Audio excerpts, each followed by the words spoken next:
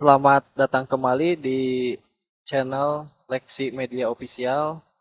Eh, Kita bertemu kembali di momentum yang berbahagia, yang kebetulan hari ini kita kedatangan tamu, dan tamunya masih tetap seorang anak muda, aktivis, yang semangat, yang hari ini konon katanya sedang berkarir di salah satu organisasi pergerakan mahasiswa, yaitu tepatnya di Himpunan Mahasiswa Islam.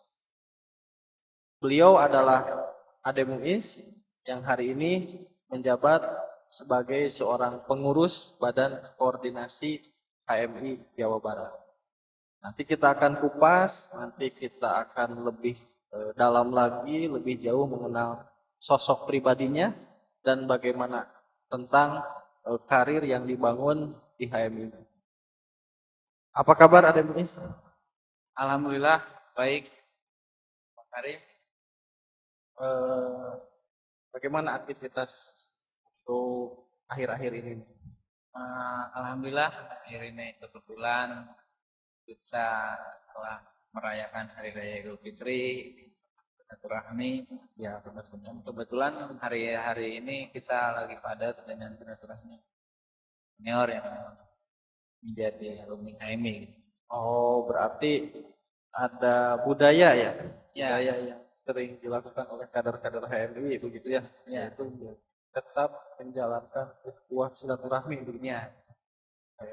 luar biasa. Sebelum kita masuk kepada pembahasan, boleh sedikit siapa nama lengkapnya, dari mana, kan gitu, nah, supaya teman-teman Leksi Media bisa mengetahui. Siap. Terima kasih Pak Karim. Sebelumnya perkenalkan, nama saya Ade Muiz. Asal saya dari Tasikmalaya, dari Kabupaten Tasikmalaya, Kecamatan Katoman, Desa Tinangasti, Kampung Cikuya. Kebetulan saya ada di kuliah di S1 di Kuningan, geografi paling itu aja sih ya. Ya, oke. Nanti sambil berjalan aja lah ya.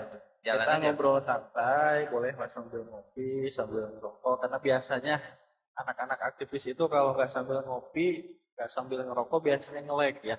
Jadi bukan berarti, mohon maaf bagi yang tidak suka merokok atau ngopi, bukan berarti tidak sopan, tapi mungkin ini salah satu kebahagiaannya ya, supaya pikirannya atau misalkan gagasannya lebih brilian. Konon katanya seperti itu.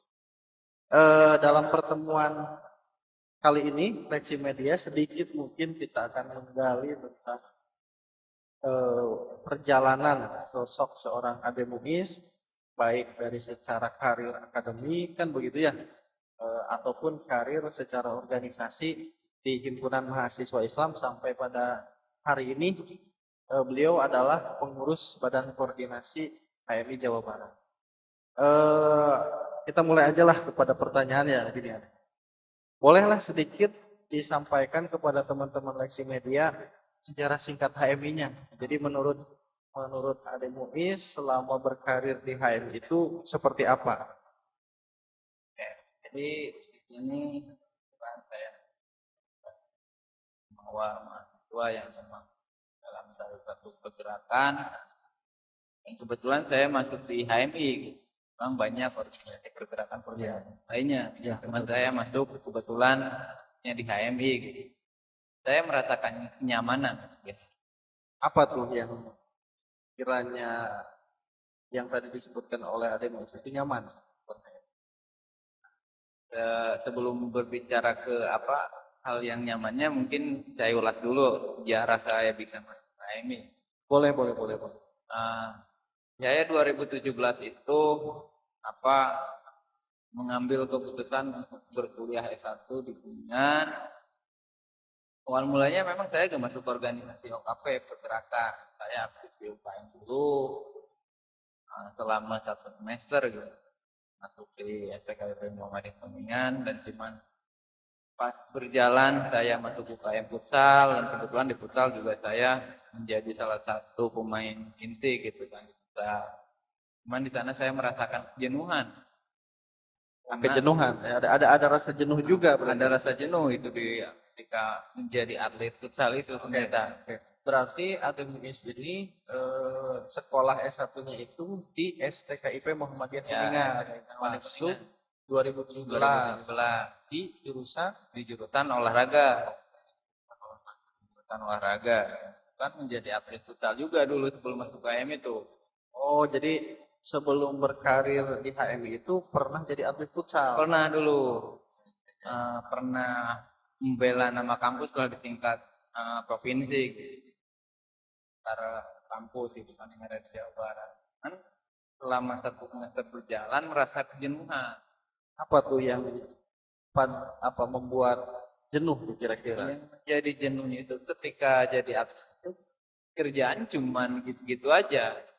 Jadi gitu-gitu aja tuh latihan, main, fisik.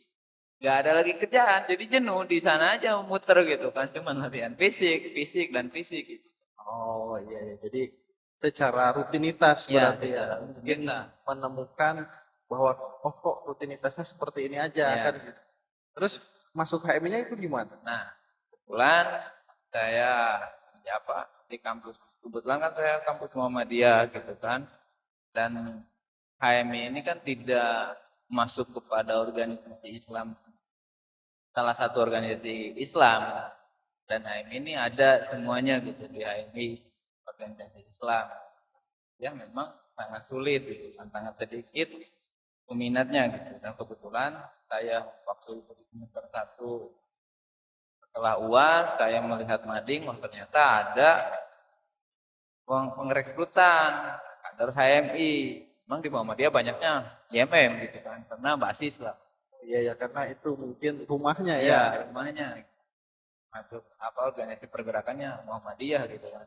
Ikatan Mahasiswa Muhammadiyah senang kebetulan karena memang saya berpikirnya saya udah kuliah di Muhammadiyah, masa saya masuk lagi Muhammadiyah gitu kan. Terus saya ngambil jalan lain gitu kan, ngambil HMI-nya gitu. Ternyata di HMI TKIP banyak gitu kan. Kader-kadernya gitu. Udah saya masuk di 2017 akhir tuh. Masuk HMI lah gitu. Akhirnya berproses di HMI. Sekarang kita masuk ke Badko. Panjang perjalanannya. Oke, nanti kita kupas lah tentang karirnya ya. Boleh sedikit dulu menceritakan kepada teman-teman Leksi Media nih. Kan HMI ini konon katanya udah lama. Nah, cuma kayaknya butuh informasi yang benar nggak bahwa HMI ini udah lama kan gitu. Jadi menurut sejarah itu HMI itu gimana? Memang HMI ini sangat luar biasa juga di kalangan organisasi pergerakan mahasiswa. Karena melihat sejarah HMI itu berdiri pada tahun 47, 2 tahun setelah kemerdekaan, HMI udah berdiri coba. 2 tahun setelah kemerdekaan Indonesia, HMI sudah lahir. HMI lahir lah. Kenapa harus lahir kan gitu? Nah, salah satu gagasan yang mendirikan HMI itu kan Kapran Pane. Dan orang ini orang hebat, mempunyai gagasan yang memang cemerlang. Dia ingin membuat sebuah organisasi yang di dalamnya itu untuk membela negara dan Islam. Membela negara dan Islam. Berarti membela Indonesia dan Islam. Ya, karena maksudnya gimana itu? Karena pada waktu itu keadaan pasca setelah kemerdekaan itu Indonesia dinyatakan merdeka, tapi rakyatnya belum merdeka. Indonesia secara negara sudah merdeka, tapi rakyatnya tidak merdeka. Gitu. Maksud rakyat tidak merdeka itu gimana nih? Kayaknya agak ambigu saya sendiri. Gimana? Jadi masih di bawah naungan konco-konco kita penjajah. Gitu tuh. Makanya laporan Pane menggagas bahwa HMI ini harus didirikan. Memang sebelum HMI berdiri, Rapat masuk kepada mahasiswa Jogja, PMJ, Perikatan Mahasiswa Jogja. Oh, jadi posisi Laporan Pane itu seorang mahasiswa? Seorang mahasiswa Rapat Pane itu di Jogja. Mahasiswa dan terus dia apa masuk kepada PMY ya kata kerja dan kebetulan lapangan panen punya gugatan yang lebih utama gitu. Karena bukan berbicara Jogja tapi berbicara Indonesia. Oh, jadi pikirannya luas juga ya seorang. Terus terus berbicara tadi kan ada berbicara keislaman, kebangsaan. Nah, KMI didirikan ini untuk apa membela keislaman, menyebarkan keislaman namanya. Karena banyak orang-orang Islam yang memang tidak mengetahui Islam yang sebenarnya dan lapangan panen pengen apa pengen memberikan hal baru bahwa Islam yang sebenarnya seperti ini gitu. Dan yang sebenarnya seperti ini makanya kajian-kajian anak KM itu pasti itu adalah filsafat Islam. Filsafat Islam Iya, ya. yang dikajinya itu pas kader-kader awal yang apa pas pendirian itu kajian-kajian filsafat untuk mendalami Islam, Mendalami Islam ya. Itu untuk tingkat sejarah berdirinya ini latar belakang apa itu karena ini membela Jadi pesannya berarti apa seorang pendiri yang disebut dengan Laprang Pane itu dia punya misi dua hal berarti ya ya. dua hal. Jadi HMI lahir kira-kira karena dua hal. Satu berbicara tentang bagaimana kebangsaan ya. Yang kedua bagaimana tentang keislaman. Luar biasa juga ya pendiri ini ya. Jadi berpikirnya sangat luas sekali kan begitu. Nah, 47 cukup lama juga ya, berarti cuma terjadi 2 tahun kan dari kemerdekaan negara Indonesia kan. Nah, sampai sekarang berarti HMI masih ada? Masih ada, masih eksis juga. Masih eksis. Kira-kira kayaknya bisa dipahami ya teman-teman Reksi bahwa organisasi walaupun basisnya adalah seorang mahasiswa ya, tetapi secara mission, secara tujuannya cukup mulia, cukup bicara tentang bangsa dan negara. Oke, pertanyaan kedua adalah kan HMI masih ada nih, itu disebut apa, kader atau anggota atau gimana itu? Itu kalau di HMI itu kalau di konstitusi HMI itu memang dijelaskan ada kader ada anggota. Karena ada perbedaan antara anggota dan kader. HMI itu. Oke, bedanya gimana tuh? Jadi gini bedanya kalau anggota misalkan gitu bahwa ada mahasiswa yang masuk HMI kan, tapi mahasiswanya tidak aktif setelah masuk HMI itu disebut dengan anggota. Gitu, misalkan ini atau bahwa di HMI itu dijelaskan bahwa pasca setelah lulus S1 itu menjadi anggota 2 tahun anggotanya itu menjadi alumni itu anggota. Kalau kader itu adalah mahasiswa aktif yang memang kuliahnya aktif dan di organisasinya kajiannya juga Maka itu disebut kader. Tidak semua anggota itu kader. Berarti ada pola berarti. Ada pola ya. Oke, berarti boleh dong sedikit disampaikan nih ke teman-teman Leksi Media nih. Pola pengkaderan HMI itu secara singkatnya aja lah, secara singkatnya aja itu gimana tuh? Jadi pola pengkaderan yang di HMI dilakukan itu jadi tingkat jenjang yang harus ditempuhnya itu ada 3 tahapan. Yang pertama LK1. LK itu apa? Latihan kader. Oh, Bisa disebut dengan basic training juga. latihan kader 1, Latihan kader 1, latihan kader 2, latihan kader 2, dan kader 3. Oke, berarti ada 3 jenjang. 3 jenjang. Berarti fungsinya beda-beda atau gimana? Beda-beda. Oke, LK1 berarti LK1 itu lebih kepada penyadaran mahasiswa. oh, jadi mahasiswa dibikin sadar berarti. Ya. Sadar akan apa ya? Sadar akan dengan keadaan bahwa kamu itu mahasiswa tugas mencari ilmu. Oke. Kalau LK2, Kalau untuk LK2 itu lebih kepada ranah pembentukan seorang pemimpin. Itu di LK2. Jadi kader itu dibentuk menjadi seorang adanya di LK2 tadi. LK2. Berarti kalau latihan kader satu itu disadarkan Ya. sebagai seorang mahasiswa, kalau di LK2 dididik untuk menjadi seorang pemimpin. Ya. Nah, kalau di LK3-nya, Nah, kalau di LK3 karena tadi di LK2 ini gimana caranya menerapkan setelah menjadi pemimpin, ya bisa menjadi pemimpin, gimana caranya kita terapkan apa agar kita menjadi pemimpin seperti apa? Karena dari awal dari LK2 apa diberi pemahaman bahwa pemimpin seperti ini, pemimpin harus seperti ini. Jadi berarti penerapannya di LK3. LK2 itu lebih kepada teorinya. Teori di LK2. LK3 diaplikasikan. Itu katanya seperti itu. Nah, kalau saya nanya ke Ade Muiz sudah LK berapa? Nah, Kan begitu.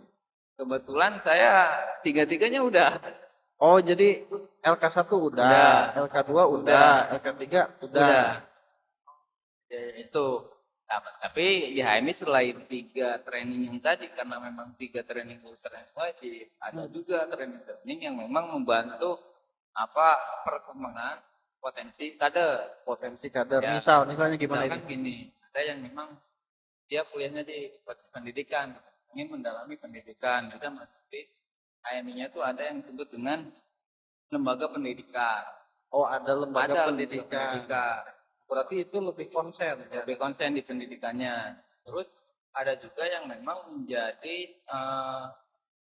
selain itu ada yang disebut dengan senior course, juga yang disebut dengan LKK. Itu khusus untuk bagi, kalau LKK itu bagi perempuan aja. LKK. LKK latihan kader atas yang wajib. Kohati namanya. Jadi kader HMI yang perempuan namanya Kohati. Kalau kader HMI yang laki-lakinya HMI-1. Oh, HMI-1 tetap. Oh, kira itu ada nama lainnya kan. Tetap HMI-1. Jadi berarti di perempuannya ada latihan khusus ke perempuannya yang disebut dengan LKK kan begitu. Kalau tadi apa senior coach SC itu apa itu? Lebih kepada ranah menjadi seorang instruktur. Jadi kita itu berarti pelatih. Jadi kita belajar menjadi seorang guru, menjadi kader-kader HMI-nya. Oh, berarti secara pola pengkaderan HMI itu sistematis ya. Jadi maksudnya ada tadi bagaimana si kader itu diberikan kesadaran, terus yang kedua diberikan pemahaman teoritis terkait kepemimpinan, dan di LK3 itu diaplikasikan ya, bagaimana mampu mengaplikasikan dari teori-teori itu kan ya. Dan ada lembaga pengembangan yang nantinya minat bakat kader itu kemana arahnya begitu kan? Ya. Berarti ini Mas kayak Kemenaker ya, Kementerian Tenaga Kerja ya. Jadi sudah ada arahnya ya si kader-kader itu ya, luar biasa sekali. Oke. Berarti Ade Muiz itu LK1 berarti di Kuningan ya? Ya, LK1 di Kuningan. Kalau LK2-nya? Kalau LK2 kemudian di kabupaten tetangga. Di mana tuh? Di Majalengka. Oh, Majalengka menyelenggarakan LK2, Ade Muiz ikut. Karena kebetulan LK2 ini tatarannya nasional. Semua cabang yang ada di Indonesia itu satu periode itu mengadakan satu kali LK. Jadi setiap cabang yang mengadakan LK2 itu pesertanya itu dari semua cabang yang ada di Indonesia. Oh iya, HMI itu berarti ada di semua kabupaten kota yang disebut dengan cabang. Ya, cabang. Kalau provinsi Batko. Oh, Batko ya. Kalau pusatnya itu PB. Dan waktu itu Ade Muiz LK2 cabang Majalengka yang menyelenggarakan. Kalau LK3? Dan LK3 kebetulan saya ikut di Batko Jawa Barat. Dan untuk tempat detailnya itu di Cianjur. Jadi pengalaman-pengalaman yang didapat dari LK1, LK2, LK3 itu kira-kira yang berkesannya apa itu? Yang berkesan yang memang menjadi salah satu inspirasi itu ya kita paham dengan kadar kualitas kita yang Kita paham atas kadar kualitas ya, kita. Gimana tuh? misalnya gini, bahwa di atas langit ada langit, di bawah bumi ada bumi. Di atas langit ada langit, di bawah bumi ada bumi. Ya, sekarang gini, saya di Kuningan sekarang paling pintar gitu. Di Kuningan paling pintar. Tapi ketika saya LK2 di Panjalengka, Mm-mm. ada yang lebih pintar dari saya. Ada yang lebih pintar Iya. berarti ya. Dan ada juga yang lebih bawah dari saya. Berarti ada yang lebih di atas kita, ada yang lebih di bawah kita. Itu satu perjalanan yang bisa diambil mah gitu bagi saya, pelajaran dari saya. Termasuk LK3 juga Itu begitu. masuk LK3 juga seperti itu. Cuman lebih kepada ya, kita lebih bersentuhan juga dikasih ruang untuk kita. Karena tadi tugasnya lebih ke aplikasi kan. Itu langsung sentuhan dengan masyarakat.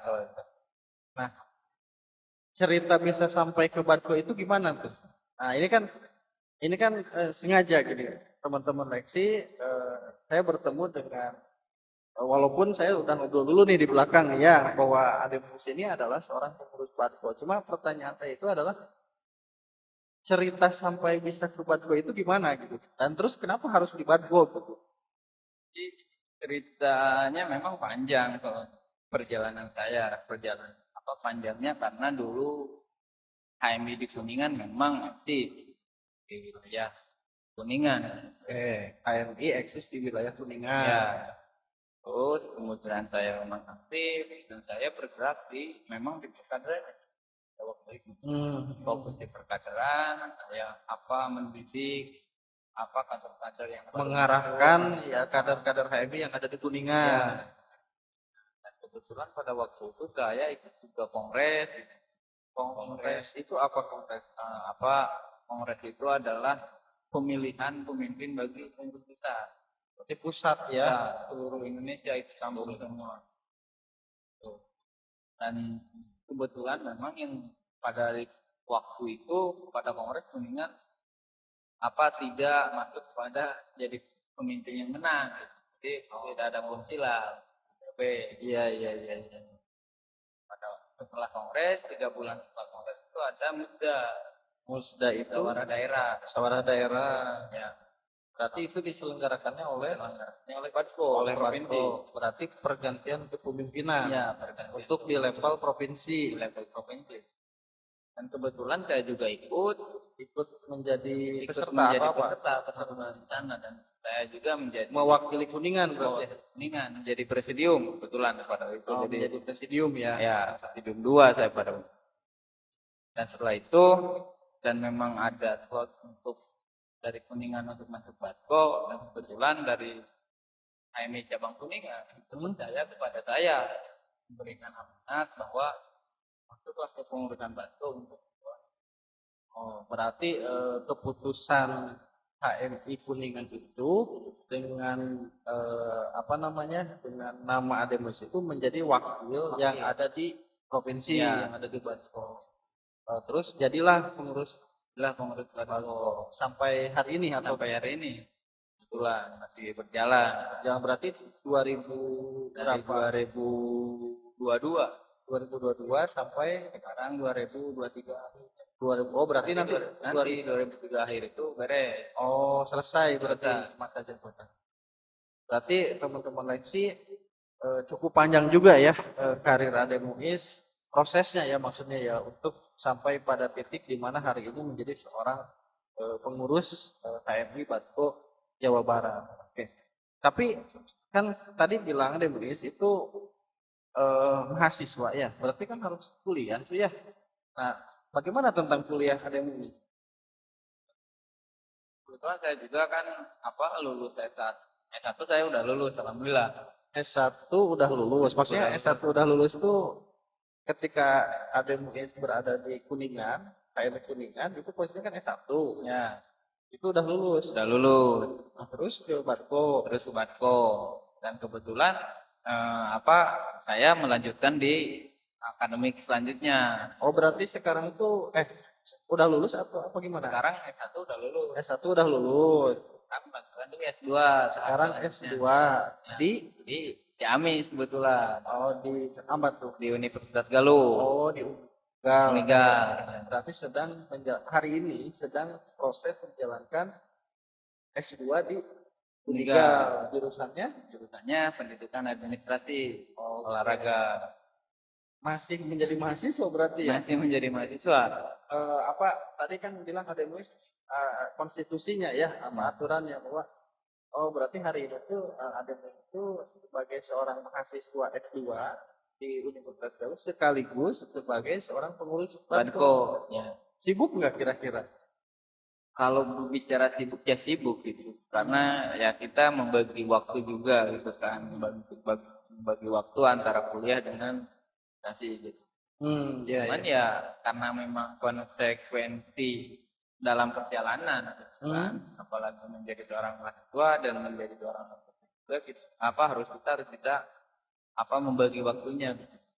Capek ya waktu kuliah kita berangkat kuliah, ya waktu di kuliah ya kita berorganisasi. Berarti karir yang cukup baik juga ya. Kalau saya lihat itu tadi ketika S1 ada nulis ada di cabang Kuningan, terus sekarang S2 ada di Banko, mungkin bisa jadi nanti S3 ada di PB nih. Ya, bisa jadi mungkin kalau ada rezekinya bisa jadi. Iya. Ya udahlah, kita doakan saja ya teman-teman Leksi. Barangkali ada kesempatan baik buat Aden Muiz bisa S3 sekaligus jadi pengurus PB juga Ya, kan gitu. amin. Soalnya kan tadi doanya saja. menurut barusan ceritanya S1 di cabang Kuningan, S2 di Banko Jawa Barat, ya mudah-mudahan berarti S3 dan sekaligus di PB juga ya. Oh, insya Allah. Tapi ada kayaknya mania tadi. Ada. Ini luar biasa sekali ya teman-teman Leksi Media. Mudah-mudahan cerita ini menjadi inspirasi kita semuanya, khususnya bagi para aktivis-aktivis atau mahasiswa yang sedang kuliah baik di strata 1 ataupun di strata 2. Barangkali ini cerita Aden Muiz ini bisa menjadi inspirasi semuanya. Oke, lanjut nih, masih ada beberapa pertanyaan nih. Ya. Ada nggak tokoh inspiratif di HMI yang membuat Aden Muiz itu akan selalu berkarir di HMI? Kalau tokoh yang memang dijadikan salah satu motivasi itu, kalau tokoh nasionalnya itu ya pencipta buku pegangan kadar-kadar HMI itu Nurholis Madji. Nurholis Madji ya. Itu menjadi salah tokoh nasional kan. Inspirasi saya untuk tetap eksis di HMI ini. Nurholis Madji itu siapa itu? Nah, itu adalah mantan ketum PPHI yang menjabat dua periode di HMI. Dua periode di PB-nya 2 periode. Terus dia menciptakan buku bacaan bagi kader HMI yang dengan NDP, Nilai Dasar Perjuangan. Jadi tadi siapa? Nurholis Madji. Nurholis Madji itu kader HMI yang menjadi ketua PB pernah menjadi ketua PB terus selama 2 periode. Terus punya karya NDP dan NDP ini adalah menjadi pegangan bagi kader HMI. Panduan. Bahan bacaan lah, bahan kader HMI. Yang membuat mungkin kader HMI itu semangat ber-HMI-nya itu lebih tumbuh.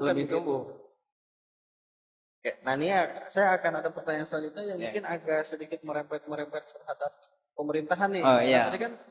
Tadi kan HMI itu secara sejarah itu kan penerapannya itu berbicara tentang bangsa, berbicara tentang Islam. Kayak pertanyaan saya gini, untuk sekarang ini ataupun mungkin secara perjalanan hubungan HMI dengan pemerintahan itu seperti apa? Nah, kalau untuk hubungan HMI dengan pemerintahan, khususnya untuk di wilayah Jawa Barat ya, karena memang saya masuk di Jawa Barat juga, jadi kita lebih kepada memberikan sebuah solusi. Kita lebih membangun kerjasama lah lebih membangun kerjasama dengan karena kita memberikan solusi Memberikan pembangunan ya. SDM dan pembangunan ekonomi pribadi Jawa Barat. Boleh misalkan contoh ya, kan kebetulan ADM ini adalah pengurus Patko. Contoh yang real yang mungkin teman-teman Leksi bisa